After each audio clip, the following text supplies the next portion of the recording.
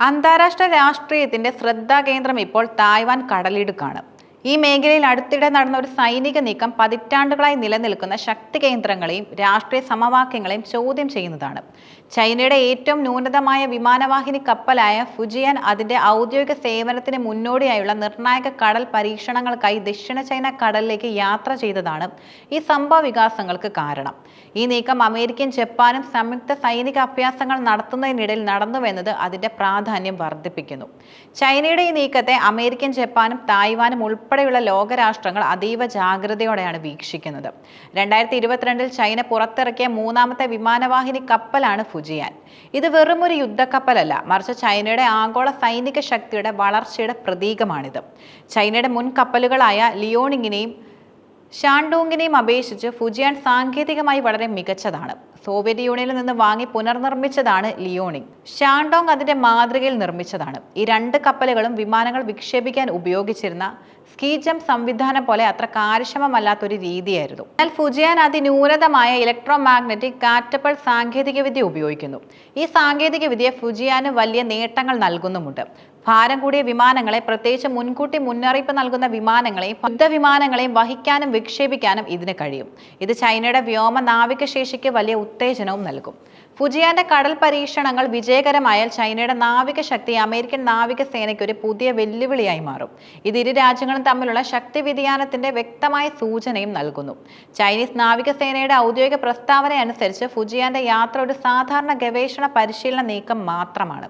എന്നാൽ അതിന്റെ സമയവും സാഹചര്യവും ഈ വാദത്തെ ചോദ്യം ചെയ്യുന്നു.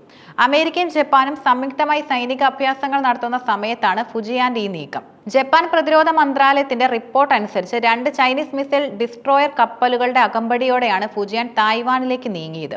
ടൈഫോൺ മിസൈൽ സംവിധാനങ്ങൾ ഉൾപ്പെടെയുള്ള ആയുധങ്ങളുമായി അമേരിക്കയും ജപ്പാനും സൈനിക അഭ്യാസം നടത്തുന്നതിനിടെയാണ് ഈ നീക്കം എന്നതും ഏറെ ശ്രദ്ധേയമാണ്. ഈ യാത്ര നടന്ന തായ്വാൻ കടലിടുക്കും ദക്ഷിണ ചൈന കടലും തന്ത്രപരമായി പ്രാധാന്യമുള്ള തർക്ക മേഖലകൾ കൂടിയാണ്. തായ്വാൻ കടലിടുക്ക് തങ്ങളുടെ ആഭ്യന്തര ജലാശയമാണെന്ന് ചൈന അവകാശപ്പെടുന്നുണ്ട്. എന്നാൽ അമേരിക്കയും തായ്വാനും ഇത് അന്താരാഷ്ട്ര ജലപാതയാണെന്ന് വാദിക്കുന്നു. അതുപോലെ ദക്ഷിണ ചൈന കടലിന്റെ ഭൂരിഭാഗം തങ്ങളുടേതാണെന്ന് ചൈനയുടെ അവകാശവാദങ്ങളെ ഫിലിപ്പീൻസ്, വിയറ്റ്നാം തുടങ്ങിയ രാജ്യങ്ങൾ എതിർക്കുന്നുമുണ്ട്. ഈ സാഹചര്യത്തിൽ ഫുജിയാന്റെ സാന്നിധ്യം തങ്ങളുടെ പരമാധികാര അവകാശവാദങ്ങൾ കൂടുതൽ ശക്തമാക്കാനുള്ള ചൈനയുടെ തന്ത്രപരമായ നീക്കമായിട്ടാണ് വിലയിരുത്തപ്പെടുന്നത്. ഇതൊരു സൈനിക മുന്നറിയിപ്പായിട്ടും കണക്കാക്കാം.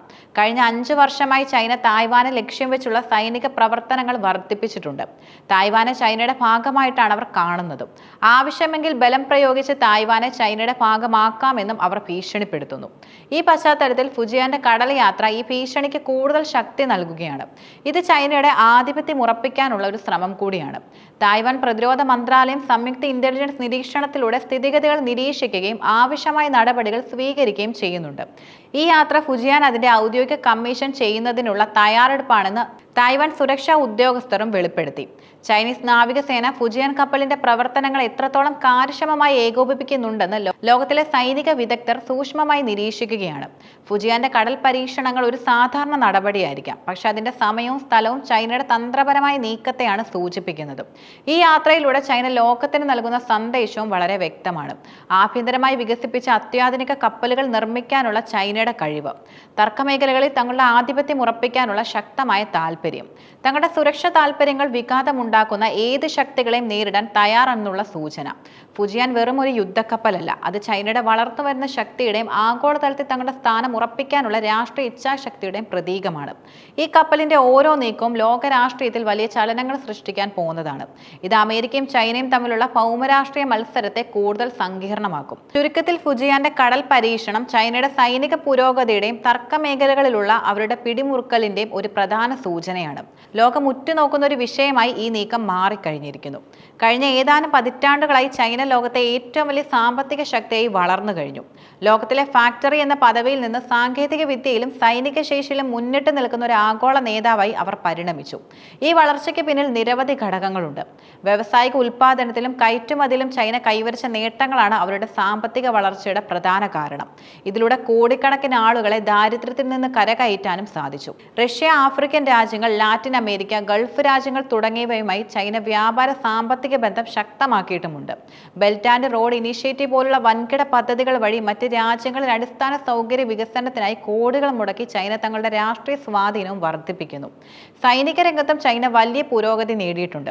അത്യാധുനിക വിമാനവാഹിനി കപ്പലുകൾ, യുദ്ധവിമാനങ്ങൾ, മിസൈൽ പ്രതിരോധ സംവിധാനങ്ങൾ എന്നിവ വികസിപ്പിച്ച് ലോകത്തിലെ രണ്ടാമത്തെ വലിയ സൈനിക ശക്തിയായി അവർ മാറി.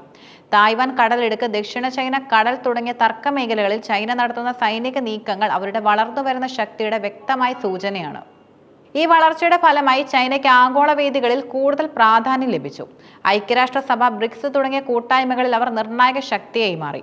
ലോകത്തൊരു പുതിയ ശക്തി കേന്ദ്രം രൂപീകരിക്കാനുള്ള ശ്രമങ്ങളാണ് ചൈന നടത്തുന്നത്. ഇത് അമേരിക്കയും മറ്റ് പാശ്ചാത്യ രാജ്യങ്ങളെയും ആശങ്കപ്പെടുത്തുകയാണ്.